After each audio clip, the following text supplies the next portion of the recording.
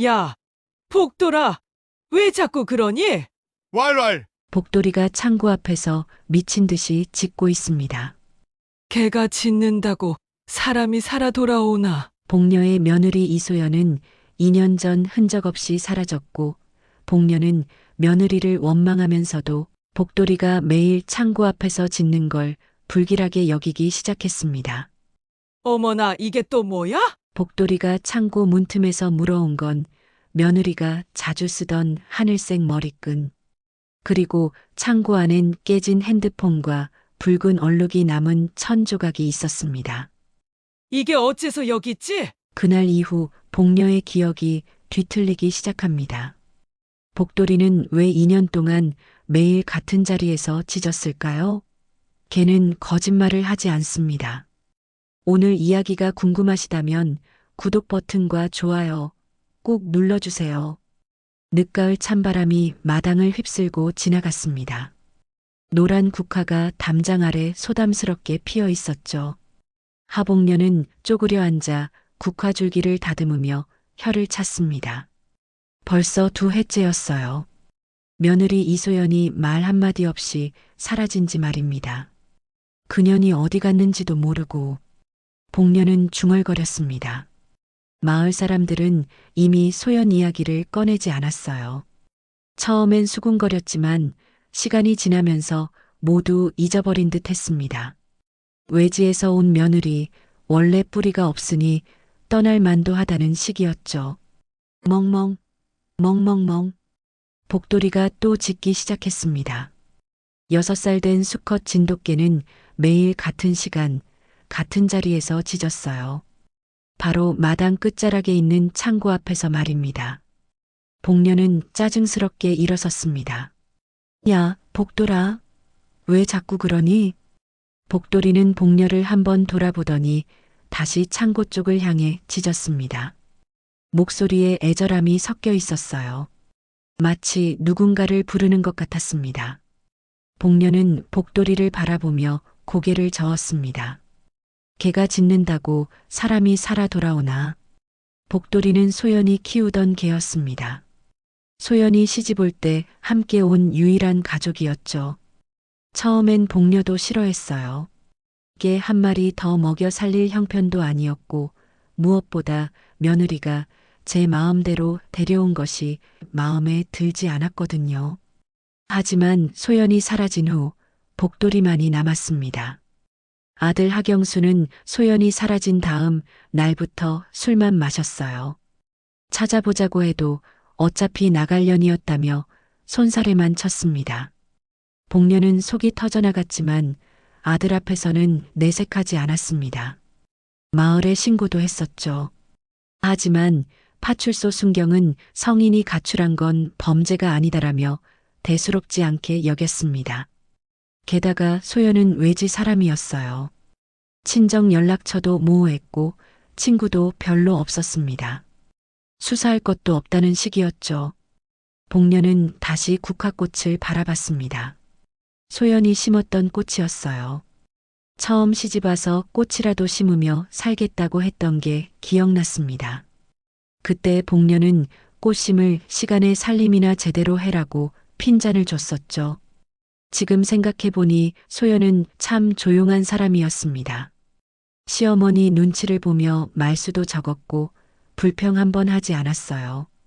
그저 복돌이하고만 정답게 지냈습니다. 저녁이면 마당에서 복돌이 털을 빗겨주며 무슨 말인가 속삭이곤 했죠.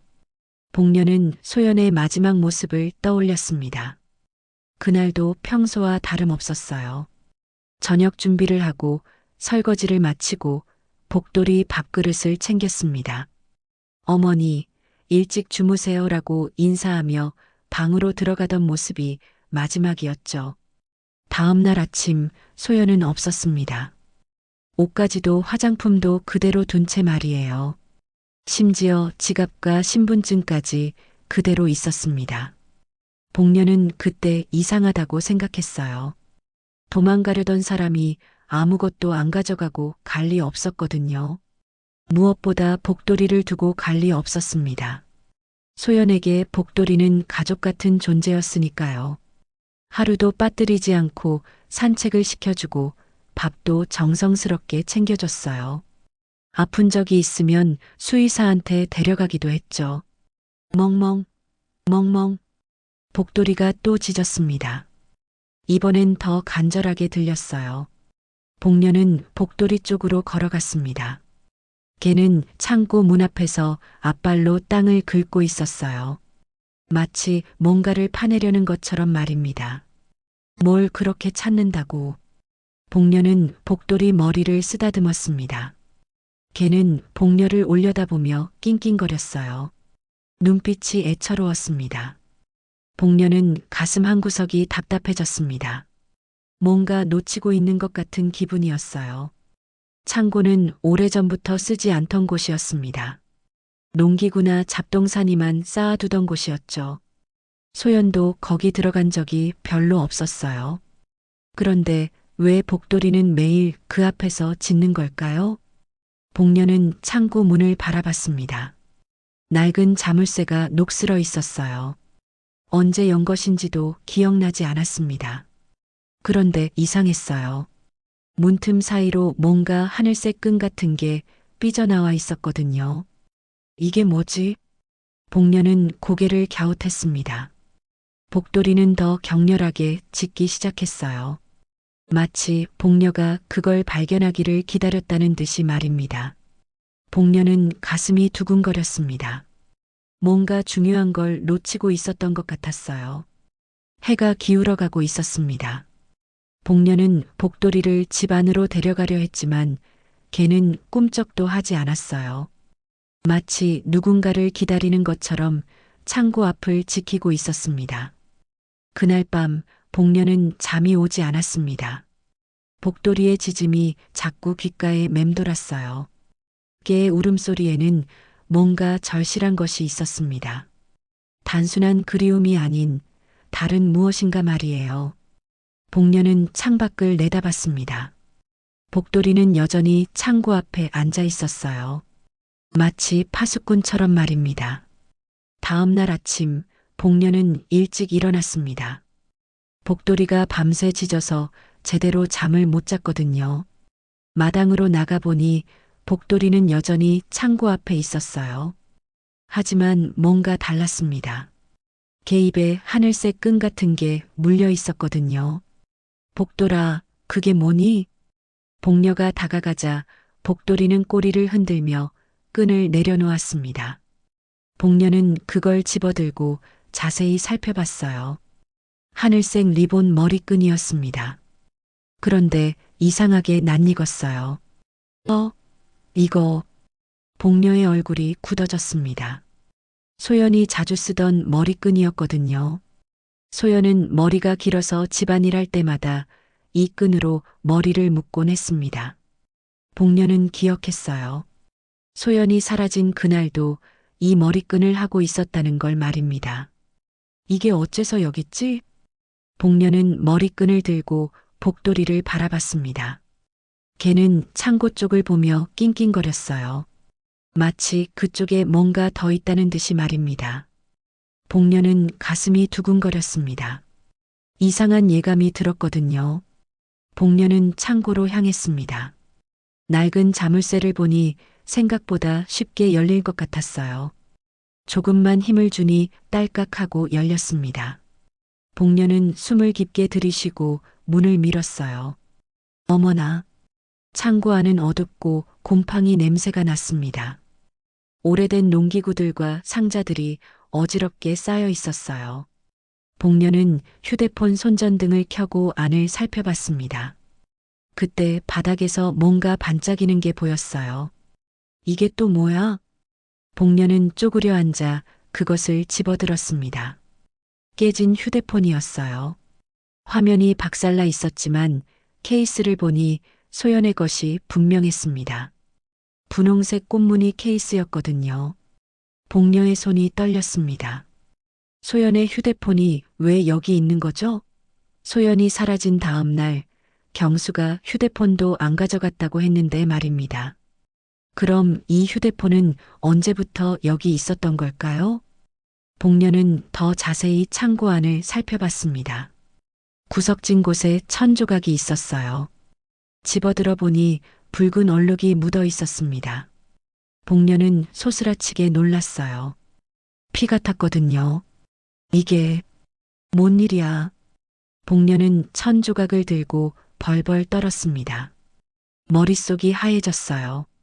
소연의 머리끈, 깨진 휴대폰, 피 묻은 천조각. 이것들이 여기 있다는 건 뭘 의미하는 걸까요? 복돌이가 창고 입구에서 짖고 있었습니다. 복녀는 개를 바라봤어요. 복돌이 눈에서 뭔가 간절한 빛이 보였습니다. 마치 이제 알겠죠? 라고 말하는 것 같았어요. 복녀는 휴대폰을 주머니에 넣고 창고에서 나왔습니다. 다리에 힘이 빠져서 주저앉을 뻔했어요. 머릿속이 복잡했습니다. 소연이 정말 집을 나간 게 맞을까요? 아니면 다른 일이 벌어진 걸까요? 복녀는 소연이 사라진 그날을 다시 떠올려 봤습니다. 저녁 식사 때 소연은 평소와 다름없었어요. 조용히 밥을 먹고 설거지를 하고 복돌이 밥을 챙겼습니다. 특별히 이상한 점은 없었거든요. 그런데 지금 생각해 보니 뭔가 달랐던 것 같기도 했어요. 소연이 유난히 말이 없었던 것 같았습니다. 평소에도 말수가 적었지만 그날은 더욱 그랬어요. 마치 뭔가 걱정이 있는 것 같았습니다. 복녀는 아들 경수를 떠올렸습니다. 경수는 소연이 사라진 다음 날부터 이상했어요. 찾아보자는 말에도 시큰둥했고 오히려 잘 됐다는 식으로 말했습니다. 당시엔 충격받아서 그런 줄 알았는데 지금 보니 뭔가 숨기는 것 같았어요. 경수가 뭔가 알고 있는 건 아닐까? 복녀는 중얼거렸습니다. 아들이 며느리 실종에 대해 뭔가 감추고 있을 수도 있다는 생각이 들었거든요. 하지만 그럴 리 없다고 자신을 달랬습니다. 경수가 아무리 그래도 그럴 아이는 아니었어요. 복돌이는 여전히 복녀 주변을 맴돌고 있었습니다. 걔는 복녀가 뭔가 깨닫기를 기다리는 것 같았어요. 복녀는 복돌이 머리를 쓰다듬었습니다. 복돌아, 너는 뭘 알고 있는 거니? 복돌이는 낑낑거리며 복녀를 올려다봤습니다. 눈빛에 애처로움과 간절함이 섞여 있었어요. 복녀는 가슴이 먹먹해졌습니다. 걔가 이렇게 짖는 데는 분명 이유가 있을 거라는 생각이 들었거든요. 복녀는 깨진 휴대폰을 다시 꺼내봤습니다. 화면은 박살났지만 전원은 들어오는 것 같았어요. 마을에 전자수리점이 있었습니다. 거기 가면 고칠 수 있을지도 몰라요. 일단 이거부터 고쳐보자. 복녀는 결심했습니다. 소연에게 무슨 일이 벌어진 건지 알아야 했어요. 2년 동안 묻혀있던 진실을 찾아야 했습니다. 복돌이가 매일 짖는 이유를 알아야 했거든요. 복녀는 집 안으로 들어가 옷을 갈아입었습니다. 거울을 보니 얼굴이 창백했어요. 하지만 포기할 수 없었습니다. 며느리에게 무슨 일이 일어났는지, 그리고 왜 이런 물건들이 창고에 있었는지 반드시 알아내야 했어요. 복녀는 복돌이를 불렀습니다. 복돌아, 우리 나가자. 걔는 꼬리를 흔들며 복녀를 따랐어요. 마치 기다리고 있었다는 듯이 말입니다. 복녀는 깨진 휴대폰을 가방에 넣고 집을 나섰습니다. 이제 시작이었어요. 길을 걸으면서 복녀는 생각했습니다. 2년 전 그날 밤에 정말 무슨 일이 벌어진 걸까요? 소연은 어디로 간 걸까요? 그리고 이 모든 걸 복돌이는 어떻게 알고 있는 걸까요? 복녀의 머릿속은 의문투성이었습니다. 복녀는 복돌이와 함께 마을 중심가로 향했습니다. 전자수리점은 정육점 옆에 있었어요. 마을이 작아서 금방 도착할 수 있었습니다. 길을 걸으면서 복녀는 주변을 둘러봤어요. 평소와 다름없는 일상이었지만 뭔가 달라 보였습니다. 어머니, 어디 가세요? 뒤에서 목소리가 들렸습니다. 돌아보니 정육점 주인 이철득이 앞치마를 두르고 나와 있었어요. 66살인 철득은 마을에서 오래 살던 사람이었습니다. 정육점을 30년 넘게 운영하고 있었죠. 아, 철득 씨. 전자수리점에 좀 가려고요. 복녀는 대답했습니다. 철득은 웃으며 다가왔어요. 그런데 복돌이가 갑자기 으르렁거리기 시작했습니다. 털이 곤두서며 경계하는 모습이었어요. 야, 복돌아. 왜 그러니? 복녀는 당황해서 복돌이를 진정시키려 했습니다. 하지만 걔는 계속 철득을 향해 짖었어요. 평소엔 순한 개였는데 이상했습니다. 하하, 걔가 좀 예민하네요. 뭔 일로 수리점에 가시는데요? 철득은 웃으며 물었습니다. 하지만 복녀는 뭔가 어색함을 느꼈어요. 철득의 눈빛이 평소와 달랐거든요. 마치 뭔가 알아보려는 것 같았습니다. 아, 그냥 고장 난 게 있어서요. 복녀는 대충 대답하고 복돌이를 끌고 수리점으로 들어갔습니다. 철득은 한참 동안 그 자리에 서서 복녀를 바라봤어요. 수리점 사장은 친절했습니다. 깨진 휴대폰을 보더니 데이터 복구는 가능할 것 같다고 했어요. 다만 시간이 좀 걸릴 거라고 했습니다. 내일 오후쯤 와보세요. 그때쯤이면 될 것 같은데요. 복녀는 고마워하며 수리점을 나왔습니다. 그런데 복돌이가 또 이상하게 행동했어요.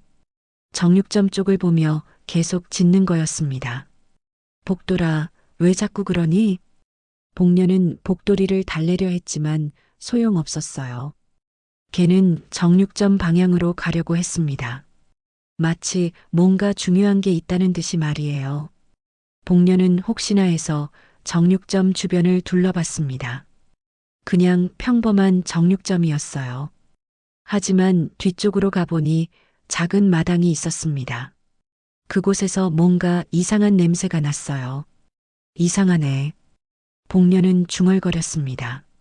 정육점이니까 고기 냄새가 나는 게 당연했지만 뭔가 다른 냄새가 섞여 있었어요. 복돌이는 더욱 격렬하게 짖었습니다. 어머니, 여기서 뭐 하세요? 갑자기 뒤에서 철득의 목소리가 들렸습니다. 복녀는 깜짝 놀라 돌아봤어요. 철득이 언제 나왔는지 바로 뒤에 서 있었습니다. 아, 그냥. 복돌이가 자꾸 이쪽으로 가려고 해서요. 복녀는 어색하게 대답했습니다. 철득은 복돌이를 보며 인상을 찌푸렸어요. 걔가 참 시끄럽네요. 손님들한테 방해가 될 것 같은데. 미안해요. 금방 데려갈게요. 복녀는 복돌이를 끌고 그 자리를 벗어나려 했습니다. 하지만 복돌이는 꿈쩍도 하지 않았어요. 오히려 더 큰 소리로 짖었습니다. 걱정할 거 없어요. 걔들이 원래 그래요. 철득은 억지로 웃으며 말했습니다. 하지만 표정이 굳어 있었어요. 복녀는 뭔가 이상함을 느꼈습니다. 복녀는 복돌이를 겨우 달래서 집으로 돌아왔습니다. 길에서 마을 사람들을 만났어요. 이웃집 할머니가 말을 걸어왔습니다. 복녀야, 복돌이가 요즘 자꾸 짖는다며? 네, 왜 그런지 모르겠어요. 혹시 소연이 생각나서 그런 거 아닐까? 걔들이 참 영특하거든. 할머니의 말에 복녀는 고개를 끄덕였습니다. 그런데 할머니가 또 말했어요. 그런데 말이야, 소연이 사라지기 전에 철뜨기하고 무슨 일이 있었다는 소리를 들었거든. 네, 무슨 소리요? 복녀는 놀라서 물었습니다. 할머니는 주변을 둘러보더니 작은 소리로 말했어요. 철뜨기가 소연이한테 안 좋은 소리를 했다더라고. 술 먹고 말이야. 안 좋은 소리요? 뭐, 확실한 건 아니고. 그냥 들은 얘기야. 소연이가 혼자 다닐 때 철뜨기가 따라다녔다는 사람도 있고. 할머니는 말끝을 흐렸습니다. 복녀는 가슴이 두근거렸어요. 혹시 소연에게 무슨 일이 생긴 건 철뜻과 관련이 있는 걸까요? 그런 얘기를 왜 진작 안 해주셨어요? 증거도 없는 얘기를 어떻게 함부로 해? 그냥 소문일 수도 있잖아. 할머니는 곧 자리를 떴습니다. 복녀는 혼자 남아 생각에 잠겼어요. 철득이 소연에게 안 좋은 일을 했을 수도 있다는 생각이 들었습니다. 집에 돌아와서 복녀는 복돌이를 바라봤습니다. 걔는 여전히 불안해 보였어요. 마치 뭔가 위험한 일이 벌어질 것 같다는 듯이 말입니다. 복돌아, 너는 그날 밤에 뭘 봤니? 복녀는 복돌이에게 물어봤습니다. 물론 걔가 대답할 수는 없었지만 뭔가 알고 있다는 확신이 들었어요. 복돌이의 행동에는 분명 의미가 있었습니다. 복녀는 소연이 사라진 그날 밤을 다시 떠올려 봤습니다. 그때 복돌이는 어디 있었을까요? 평소에는 소연 방 앞에서 잤는데 그날은 어땠을까요? 내가 뭔가 놓쳤구나. 복녀는 중얼거렸습니다. 2년 동안 놓쳤던 것들이 하나씩 보이기 시작했어요. 소연의 이상한 행동, 철득의 수상한 태도, 그리고 복돌이의 간절한 짖음. 복녀는 내일 휴대폰을 찾아와야겠다고 생각했습니다. 그 안에 뭔가 단서가 있을지도 몰라요. 소연에게 무슨 일이 벌어졌는지, 그리고 누가 그런 일을 저질렀는지 알아내야 했습니다. 밤이 되자 복돌이는 또 창고 앞으로 갔습니다. 복녀는 복돌이를 따라가 봤어요. 걔는 창고 문을 보며 낑낑거렸습니다. 마치 더 찾아보세요라고 말하는 것 같았어요. 복녀는 결심했습니다. 내일부터 본격적으로 소연의 행적을 추적해 보기로 말이에요. 복돌이가 알려준 단서들을 따라가면 분명 진실에 가까워질 수 있을 거라고 믿었습니다. 다음 날 오후 복녀는 전자수리점을 찾았습니다. 사장은 웃으며 복구된 휴대폰을 내밀었어요. 다행히 데이터는 살릴 수 있었어요. 통화 기록이랑 문자는 볼 수 있을 거예요. 복녀는 떨리는 손으로 휴대폰을 받았습니다. 화면은 여전히 금이 가 있었지만 작동은 됐어요. 복녀는 통화 기록부터 확인해 봤습니다. 소연이 사라진 그날의 통화 기록이 있었어요. 마지막 통화는 오후 7시 23분이었습니다. 상대방은 철뜨기 아저씨로 저장돼 있었어요. 복녀는 가슴이 철렁했습니다. 왜 소연이가 철뜨기한테 전화를 했을까? 복녀는 중얼거렸습니다. 소연은 평소에 마을 사람들과 별로 연락하지 않았거든요. 특히 철득과는 친하지도 않았는데 말이에요. 복녀는 문자 메시지도 확인해 봤습니다. 대부분 아들 경수와 주고받은 내용이었어요. 그런데 이상한 문자가 하나 있었습니다. 발신자가 철뜨기 아저씨였어요.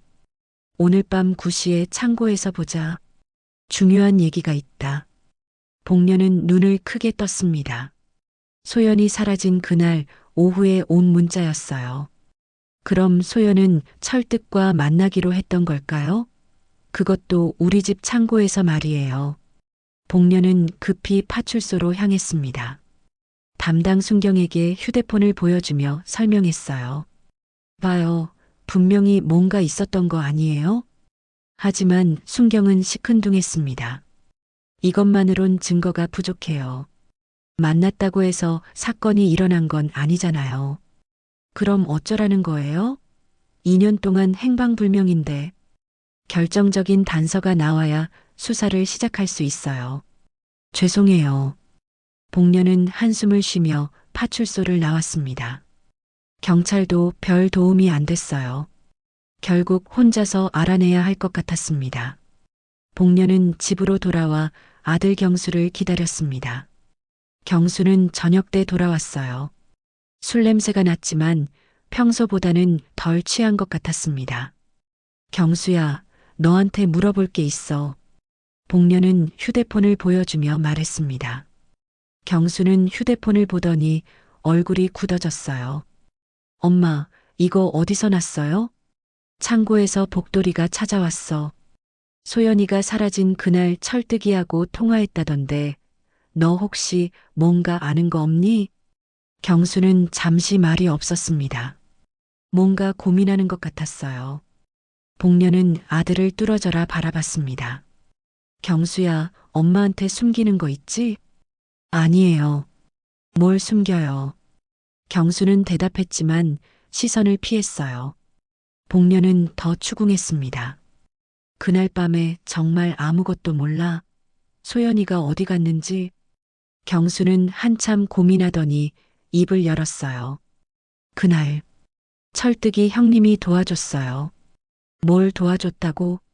소연이가 집을 나가고 싶어 했어요. 형님이 차로 데려다 줬다고 하더라고요. 복녀는 어이가 없었습니다. 그럼 왜 진작 말 안 했어? 2년 동안 걱정했는데 형님이 조용히 하라고 했어요. 소연이가 다른 남자 만나서 도망간 거라고. 복녀는 아들의 말이 믿기지 않았어요. 뭔가 숨기고 있다는 확신이 들었습니다. 경수야, 정말로 그게 다야? 네, 정말이에요. 하지만 경수의 목소리는 떨리고 있었어요. 복녀는 더 이상 묻지 않았습니다. 아들이 거짓말하고 있다는 걸 알았거든요. 그날 밤 복녀는 잠이 오지 않았습니다. 아들이 며느리 실종에 얽혀 있을 수도 있다는 생각에 가슴이 답답했어요. 복돌이는 여전히 창고 앞에서 맴돌고 있었습니다. 복녀는 창문으로 복돌이를 바라봤어요. 걔는 달빛 아래서 창고를 지키고 있었습니다. 마치 무덤을 지키는 개처럼 말이에요. 혹시 복녀는 끔찍한 상상을 했습니다. 소연이 정말 집을 나간 게 아니라면? 철뜻과 만나서 무슨 일이 벌어진 거라면? 그리고 아들이 그걸 알고 있다면? 복녀는 머리를 저었습니다. 아들이 그럴 리 없다고 자신을 달랬어요. 하지만 의심은 쉽게 사라지지 않았습니다. 다음 날 복녀는 마을 사람들에게 더 자세히 물어봤습니다. 소연이 사라지기 전에 이상한 일이 없었는지 말이에요. 그러고 보니 그때 철뜨기가 이상했어. 한 아주머니가 말했습니다. 소연이 사라진 다음 날부터 갑자기 조용해졌거든. 평소엔 시끄럽게 떠들던 사람이. 그래요? 응. 그리고 뒷마당에서 뭔가 태우는 냄새도 났어. 밤늦게 말이야. 복녀는 귀가 번쩍 뜨였습니다. 뭔가 태웠다는 건 증거를 없앴을 수도 있다는 뜻이었어요. 또 다른 이상한 점은 없었어요? 글쎄. 아, 맞다. 그때 철뜨기가 손에 붕대를 감고 있었어. 다쳤다고 하더라고. 복녀는 점점 확신이 섰습니다.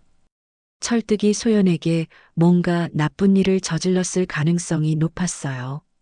그리고 아들 경수도 그 사실을 알고 있는 것 같았습니다.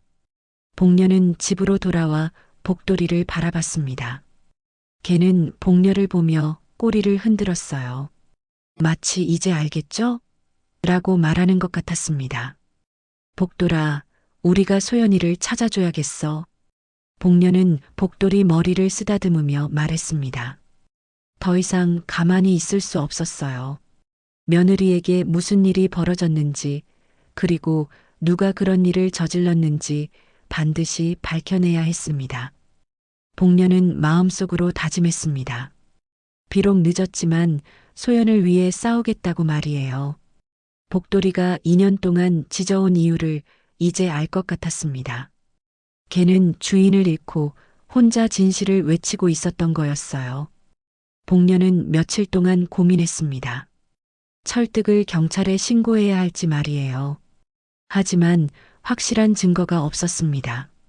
통화 기록과 문자 메시지만으론 부족했어요. 복녀는 더 확실한 증거를 찾기로 결심했습니다. 그날 저녁 복녀는 복돌이와 함께 정육점 근처로 갔습니다. 철득이 퇴근한 후 뒷마당을 살펴보려 했어요. 하지만 담이 높아서 잘 보이지 않았습니다. 복돌아, 조용히 해야 돼. 복녀는 복돌이를 달래며 말했습니다. 걔는 알아듣는 듯 짖지 않았어요. 하지만 몸을 바들바들 떨고 있었습니다. 뭔가 무서운 걸 느끼는 것 같았어요. 복녀는 담 틈새로 뒷마당을 들여다봤습니다. 어둠 속에서 뭔가 묻힌 자국이 보였어요. 최근에 땅을 판 것 같았습니다. 복녀는 가슴이 두근거렸어요. 혹시 복녀는 끔찍한 상상을 했습니다. 설마 그곳에 소연이 묻혀 있는 건 아닐까요? 복녀는 몸서리쳤습니다. 바로 그때 뒤에서 발소리가 들렸습니다. 복녀는 깜짝 놀라 돌아봤어요. 철득이 서 있었습니다.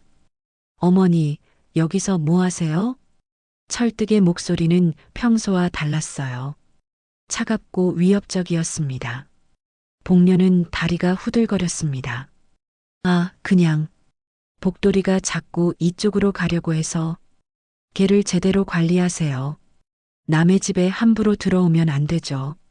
철득은 복돌이를 노려봤습니다.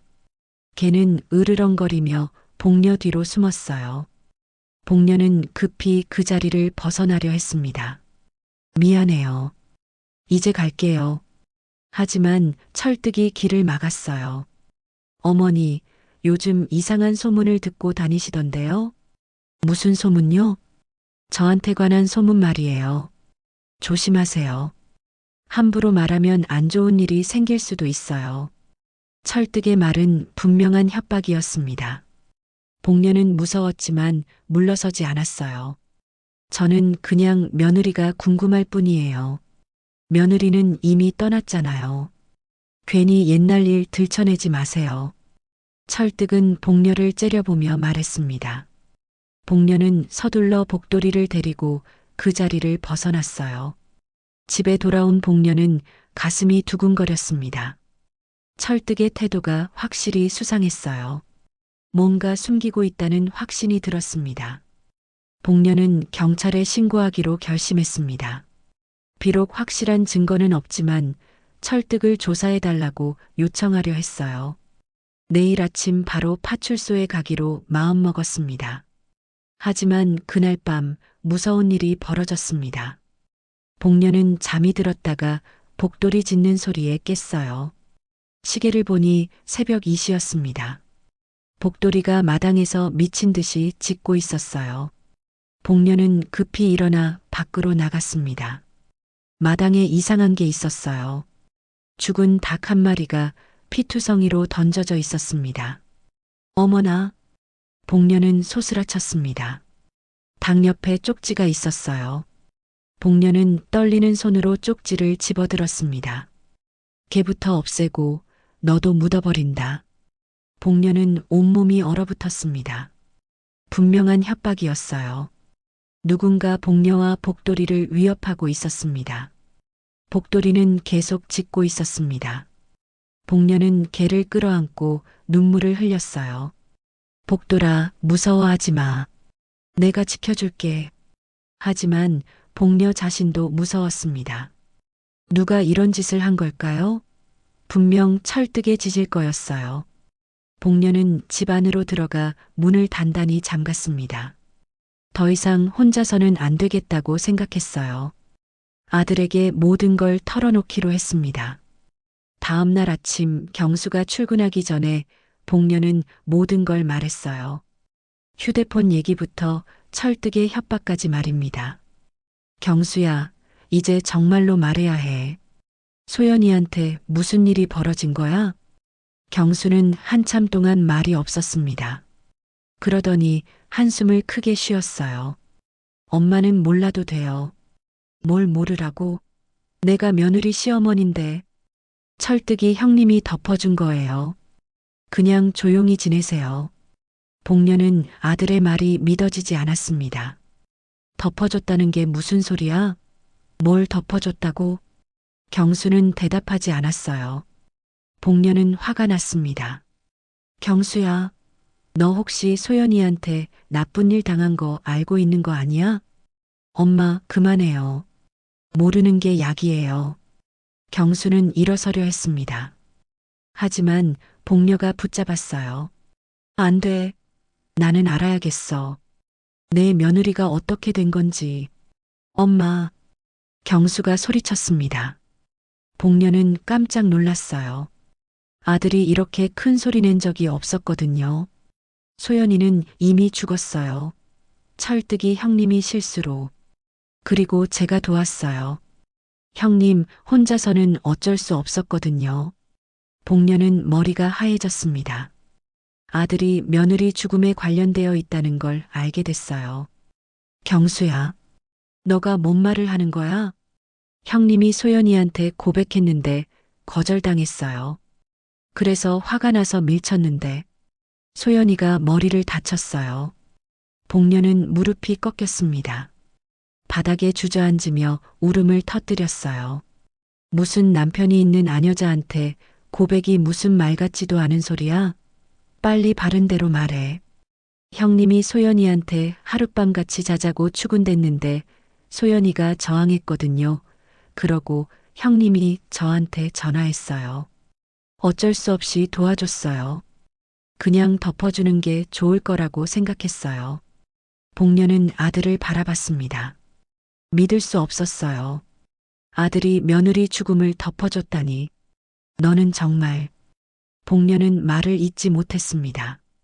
분노와 슬픔이 뒤섞여 가슴이 터질 것 같았어요. 엄마, 이해해 주세요. 저도 어쩔 수 없었어요. 저도 나름의 사정이 있어요.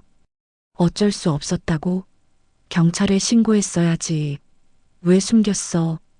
그럼 형님이 감옥에 가잖아요. 그럼 저한테 분명 해코지를 할 거예요. 그런 게 있어요. 복녀는 아들이 더 이상 자신의 아들 같지 않았어요. 며느리보다 자신의 아니만 생각한 이기적인 사람이었습니다. 나가. 내 앞에서 사라져. 엄마. 나가라고. 다시는 내 앞에 나타나지 마. 복녀는 아들을 내쫓았습니다. 경수는 어쩔 줄 몰라 하다가 결국 집을 나갔어요. 복녀는 혼자 남아 울었습니다. 복돌이가 다가와 복녀를 핥아줬어요. 걔만이 복녀의 편이었습니다. 소연아 미안해. 짐승보다 못한 자식놈을 둬서 미안하다. 이 못난 애미가 너를 지켜주지 못했구나. 복녀는 복돌이를 끌어안고 눈물을 흘렸습니다. 이제 진실을 알았으니 반드시 정의를 실현해야 했어요. 소연을 위해서라도 말입니다. 복녀는 며칠 동안 집에만 있었습니다. 아들의 고백 이후 밖으로 나갈 수가 없었어요. 소연이 죽었다는 사실과 아들이 그걸 숨겼다는 충격에서 벗어날 수 없었습니다. 복돌이만이 복녀의 곁을 지켜주고 있었어요. 복녀는 소연과의 추억을 떠올렸습니다. 처음 만났을 때 소연은 26살이었어요. 시골에서 자란 게 아니라 서툴렀지만 열심히 살림을 배우려 했습니다. 복녀는 그때 며느리가 마음에 들지 않아서 차갑게 대했었죠. 밥도 제대로 못하면서 시집은 왜 왔어? 설거지도 엉성하고 빨래도 제대로 못해. 애나 빨리 낳지. 집에서 뭐 하고 있어? 복녀는 소연에게 늘 그런 말을 했었습니다. 소연은 한 번도 대답하지 않았어요. 그저 고개만 끄덕이며 더 열심히 하겠다고 했죠. 지금 생각해보니 소연이 얼마나 힘들었을까 싶었어요. 복녀는 소연이 복돌이와 함께 있던 모습을 기억했습니다. 사람들에게는 말수가 적었지만 복돌이에게만은 다정했어요. 저녁마다 마당에서 개를 쓰다듬으며 무슨 말인가 속삭이곤 했습니다. 복돌아, 너만 내 말을 들어주는구나. 시어머니가 또 화냈어. 내가 뭘 잘못했는지 모르겠어. 경수 오빠는 맨날 술만 마시고 나는 정말 외로워. 복녀는 창문 너머로 소연이 복돌이에게 하던 말들을 들었던 기억이 났습니다. 그때는 별로 신경 쓰지 않았는데 지금 생각해보니 소연이 얼마나 외롭고 힘들었는지 알 것 같았어요. 복녀는 자신이 소연에게 얼마나 못되게 굴었는지 뒤늦게 깨달았습니다. 며느리를 따뜻하게 감싸주지 못했던 걸 후회했어요. 만약 그때 소연을 잘 돌봐줬다면 이런 일이 벌어지지 않았을지도 몰라요. 소연아, 정말 미안해. 복녀는 중얼거렸습니다. 복돌이가 복녀를 올려다보며 낑낑거렸어요. 걔도 주인을 그리워하는 것 같았습니다. 복녀는 소연의 행방을 찾기로 결심했습니다. 아들의 말로는 철득이 실수로 소연을 죽였다고 했어요. 그럼 소연의 시신은 어디에 있을까요? 복녀는 정육점 뒷마당에서 본 묻힌 자국을 떠올렸습니다. 복돌아, 우리 소연이 찾으러 가자. 복녀는 복돌이와 함께 집을 나섰습니다. 이번엔 정식으로 경찰에 신고하기 전에 확실한 증거를 찾고 싶었어요. 아들의 고백만으론 부족했습니다. 소연의 시신을 찾아야 했어요. 복녀는 먼저 마을 사람들에게 더 자세히 물어봤습니다. 소연이 사라진 그날 밤에 이상한 걸 본 사람이 있는지 말이에요. 그러고 보니 그날 밤에 트럭 소리가 났었어. 한 할아버지가 말했습니다. 밤늦게 누가 트럭을 몰고 지나갔더라고. 시끄러워서 깼어. 몇 시쯤이었어요? 11시쯤? 아니면 12시쯤? 정확히는 모르겠네. 복녀는 귀가 번쩍 뜨였습니다. 철득은 정육점에서 배달용 트럭을 사용했어요. 그날 밤 트럭으로 뭔가 옮겼을 가능성이 있었습니다. 복녀는 다른 사람들에게도 물어봤어요. 철뜨기가 그 이후로 행동이 이상했지. 동네 아주머니가 말했습니다. 갑자기 조용해지더니 술도 많이 마시고, 그리고 뒷마당을 자주 들락거렸어. 뒷마당을요? 응, 밤에도 가끔 나가서 뭔가 하더라고. 무슨 일인지는 모르겠지만, 복녀는 점점 확신이 섰습니다. 철득이 소연을 죽이고 뒷마당에 묻었을 가능성이 높았어요. 복녀는 복돌이와 함께 정육점으로 향했습니다. 이번엔 대낮이었어요. 철득은 가게에서 손님을 받고 있었습니다. 복녀는 뒷마당으로 돌아갔어요. 담을 넘는 건 어려웠지만 복녀는 포기하지 않았습니다. 근처에 있던 의자를 가져와서 올라갔어요. 복돌이는 밑에서 불안해하며 낑낑거렸습니다. 뒷마당에는 여러 곳에 땅을 판 자국이 있었어요. 복녀는 조심스럽게 땅을 파보기 시작했습니다.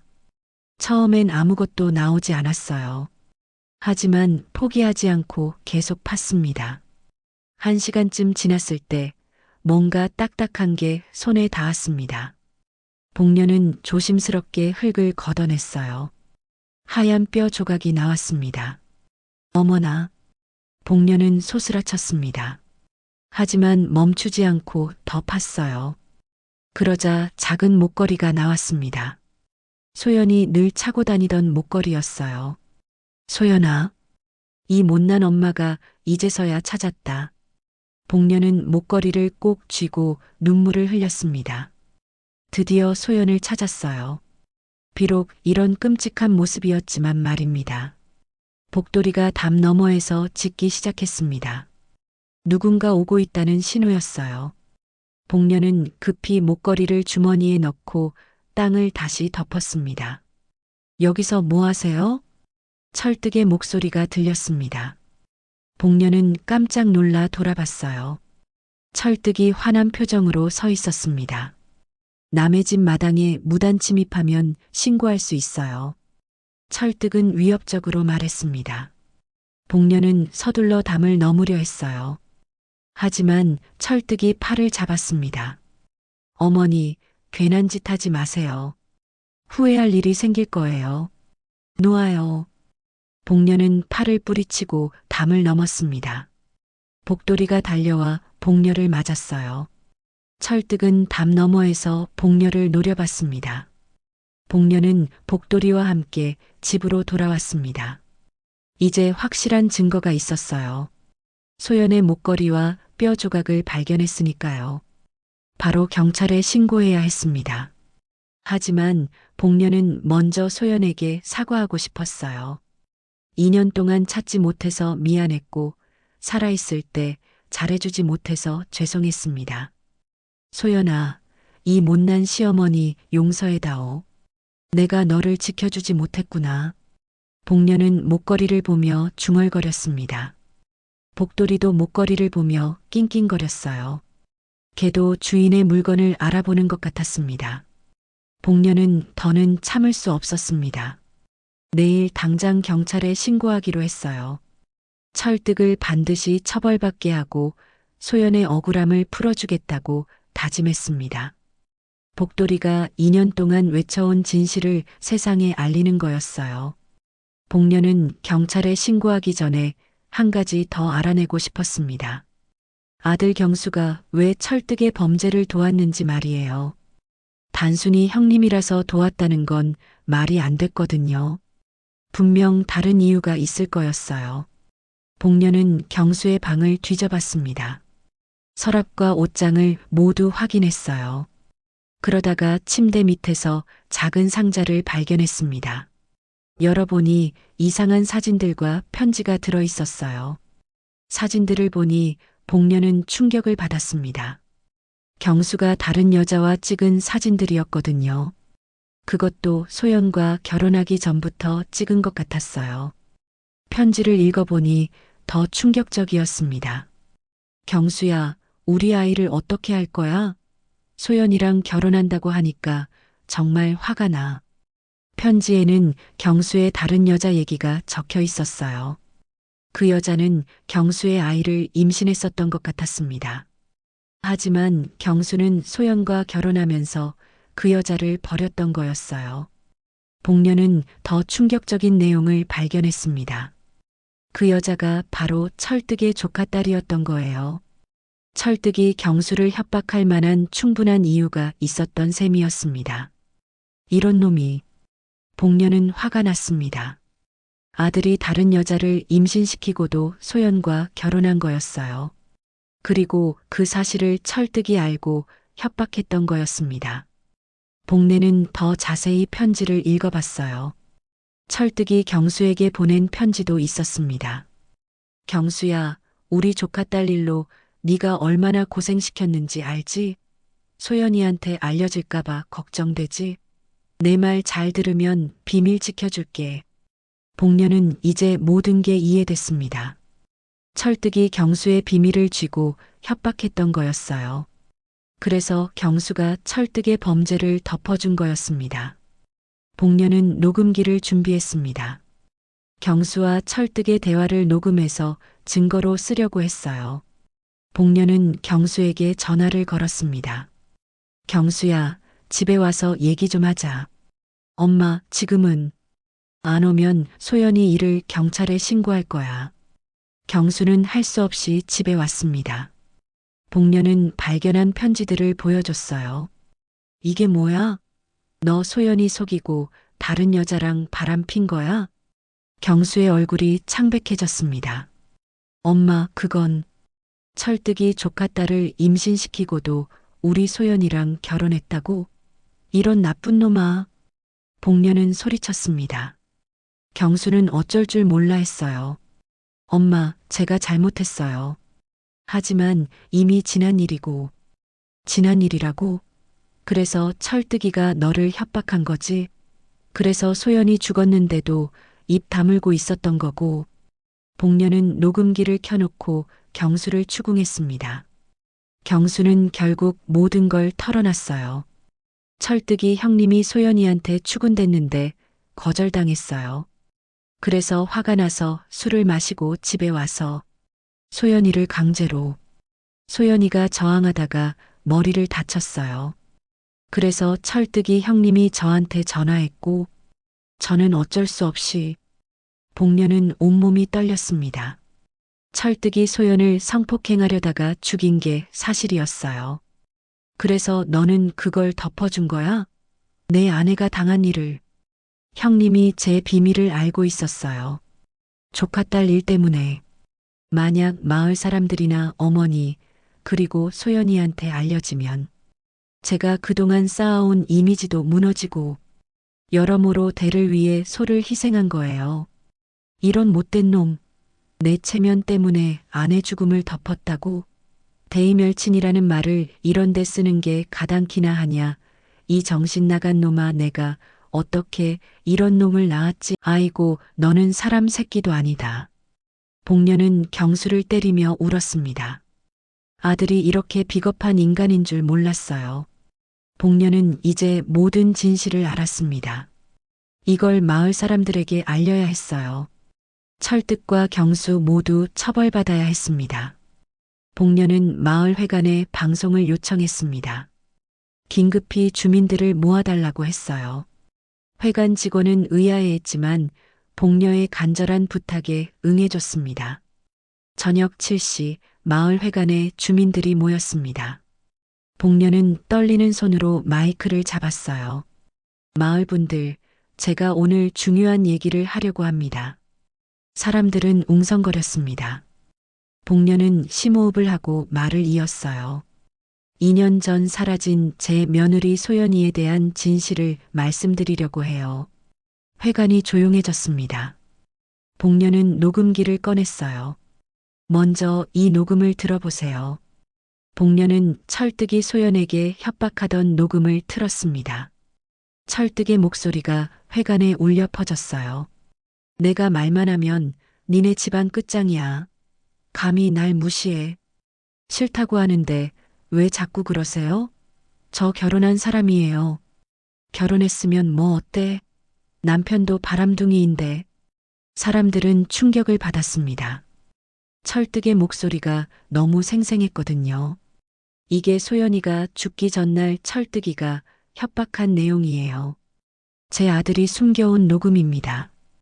복녀는 계속 설명했습니다. 철득이 어떻게 소연을 죽였는지, 경수가 왜 그걸 덮어줬는지 모든 걸 말했어요. 회관은 술렁거렸습니다. 사람들은 믿을 수 없다는 표정이었어요. 그때 문이 열리며 철득이 들어왔습니다. 뭔 헛소리를 하고 있어. 철득이 소리쳤습니다. 하지만 복녀는 물러서지 않았어요. 철득 씨, 이제 다 끝났어요. 소연이 시신도 찾았고 증거도 다 있어요. 복녀는 소연의 목걸이를 보여줬습니다. 사람들은 더욱 놀랐어요. 거짓말이야. 증거라고 할 수 없어. 철득은 부인했지만 이미 늦었습니다. 경찰이 회관으로 들어왔어요. 복녀가 미리 신고해둔 거였습니다. 이철득 씨, 살인 혐의로 체포합니다. 경찰이 수갑을 채우려 하자 철득은 달아나려 했습니다. 하지만 복돌이가 달려들어 철득의 다리를 물었어요. 으악! 철득은 넘어졌고 곧 체포됐습니다. 복녀는 복돌이를 쓰다듬었어요. 복돌아, 잘했어. 이제 소연이 원혼이 풀렸을 거야. 마을 사람들은 충격에 빠져 있었습니다. 2년 동안 모르고 지낸 끔찍한 진실이었거든요. 복녀는 마이크를 다시 잡았습니다. 걔는 거짓말을 안 해요. 복돌이가 2년 동안 지져온 이유를 이제 아시겠죠? 회관은 조용했습니다. 모든 사람이 복녀의 말에 귀를 기울이고 있었어요. 한 달이 지났습니다. 철득은 살인과 성폭행 미수 혐의로 기소됐고 경수는 범죄 은닉 혐의로 재판을 받게 됐어요. 하지만 복녀는 아직 마음이 편하지 않았습니다. 마을 사람들 앞에서 제대로 된 사과를 하고 싶었거든요. 복녀는 다시 마을 회관에 방송을 요청했습니다. 이번에는 자신의 고백을 위해서였어요. 회관 직원은 의아해했지만 복녀의 간절한 부탁을 들어줬습니다. 저녁 7시 마을 회관에 주민들이 모였습니다. 지난번보다는 적었지만 여전히 많은 사람들이 왔어요. 복녀는 떨리는 손으로 마이크를 잡았습니다. 마을 분들, 오늘 제가 여러분께 사과드리려고 합니다. 사람들은 의아한 표정이었어요. 복녀가 왜 사과를 한다는 건지 모르겠다는 듯이 말입니다. 저는 며느리 소연이에게 정말 못된 시어머니였습니다. 복녀의 목소리가 떨렸습니다. 복돌이는 복녀 발밑에서 조용히 앉아 있었어요. 소연이가 처음 우리 집에 왔을 때 저는 반갑게 맞아주지 못했어요. 외지 사람이라고 시골 생활 모른다고 늘 구박했습니다. 회관이 조용해졌습니다. 사람들은 복녀의 진심 어린 고백에 귀를 기울였어요. 밥도 제대로 못한다고, 빨래도 서툴다고, 애도 안 낳는다고 매일 그런 소리만 했어요. 소연이는 한 번도 대답하지 않고 그저 더 열심히 하겠다고만 했는데 말이에요. 복녀는 눈물을 훔쳤습니다. 저는 며느리가 외롭다는 걸 몰랐어요. 아니, 알면서도 외면했어요. 복돌이하고만 정답게 지내는 소연이를 보면서도 왜 그런지 생각해 보지 않았거든요. 사람들 중에서 고개를 끄덕이는 이들이 있었어요. 다들 비슷한 경험이 있었던 모양입니다. 소연이 사라진 후에도 저는 원망만 했어요. 그년이 어디 갔는지도 모르고라고 말했거든요. 내 며느리가 죽어 있는 줄도 모르고 말이에요. 복녀의 목소리가 커졌습니다. 만약 제가 소연이를 따뜻하게 대했다면, 사랑으로 감싸줬다면 이런 일이 일어나지 않았을지도 몰라요. 소연이가 저한테 고민을 털어놨다면 철뜨기 같은 나쁜 놈한테 당하지 않았을 거예요. 회관에서 훌쩍이는 소리가 들렸습니다. 몇몇 아주머니들이 울고 있었어요. 저도 잘못했어요. 우리 모두가 소연이한테 잘못했어요. 복녀는 소리쳤습니다. 외지 사람이라고 무관심했고 며느리니까 당연히 참아야 한다고 생각했어요. 소연이의 아픔을 보려고 하지 않았어요. 복녀는 복돌이를 내려다봤습니다. 복돌이만이 소연이의 마음을 알고 있었어요. 2년 동안 매일 짖은 건 소연이를 그리워한 게 아니라 우리에게 진실을 알려주려는 거였어요. 복돌이는 복녀를 올려다보며 낑낑거렸습니다. 마치 맞다고 대답하는 것 같았어요. 걔는 거짓말을 못해요. 복돌이는 주인을 사랑하는 마음으로 끝까지 진실을 외쳤어요. 그런데 사람인 우리는 뭘 했나요? 복녀는 마을 사람들을 둘러봤습니다. 저는 며느리를 구박했고 여러분들은 무관심했어요. 그 결과가 소연이의 죽음이에요. 회관이 숙연해졌습니다. 사람들은 복녀의 말에 깊이 반성하고 있었어요. 철뜨기가 나쁜 놈인 건 맞아요. 하지만 우리도 소연이를 지켜주지 못했어요. 따뜻한 마을 공동체를 만들지 못했어요. 복녀는 깊은 숨을 들이쉬었습니다. 그래서 저는 여러분께 사과드려요. 그리고 앞으로는 달라지겠다고 약속드려요. 복녀는 마이크를 내려놓고 깊이 절했습니다. 복돌이도 복녀를 따라 앉았어요. 소연아, 이 못난 시어머니가 늦었지만 사과한다. 그리고 마을 분들, 우리 모두 소연이한테 미안하다고 말씀드려요. 회관에서 박수가 터져 나왔습니다. 사람들도 하나둘 일어나서 박수를 쳤어요. 눈물을 흘리는 사람들도 많았습니다. 한 할머니가 일어나서 말했습니다. 복녀야, 우리도 미안해. 소연이한테 더 잘해줄 걸 그랬어. 맞아, 우리가 더 관심 가져줬어야 했는데. 앞으로는 이런 일 없도록 서로 돌봐주자. 사람들이 하나둘 입을 열었습니다. 모두가 소연에 대한 미안함을 표했어요. 복녀는 가슴이 따뜻해졌습니다. 비록 늦었지만 마을 사람들이 함께 반성하고 있었거든요. 회관을 나오면서 여러 사람들이 복녀에게 다가왔습니다. 복녀 씨, 용기 내줘서 고마워요. 우리도 반성하게 됐어요. 앞으로 우리 마을이 더 따뜻해졌으면 좋겠어요. 복녀는 고개를 끄덕였습니다. 복돌이도 사람들에게 꼬리를 흔들어 보였어요. 집으로 돌아오는 길에 복녀는 마음이 한결 가벼워졌습니다. 마을 사람들 앞에서 진심으로 사과할 수 있어서 다행이었어요.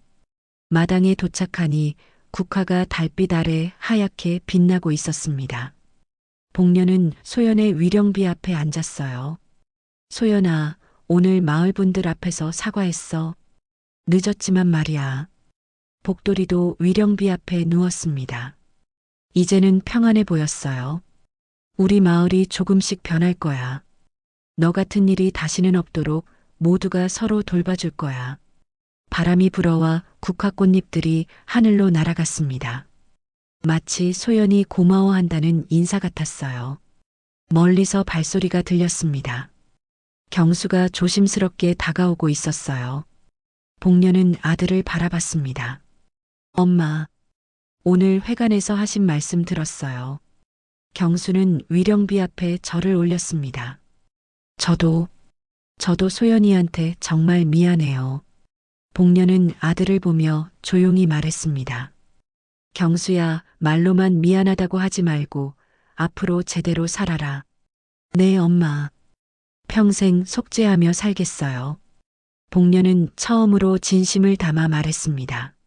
소연아, 이 못난 애미 이제라도 미안하다. 복돌이가 작게 짖었습니다. 슬픈 소리가 아닌 따뜻한 인사 같았어요. 마당에는 평화가 찾아왔고 국화는 내년에도 다시 필 것입니다. 소연을 기억하며 더 따뜻한 마을을 만들어가는 사람들과 함께 말이에요.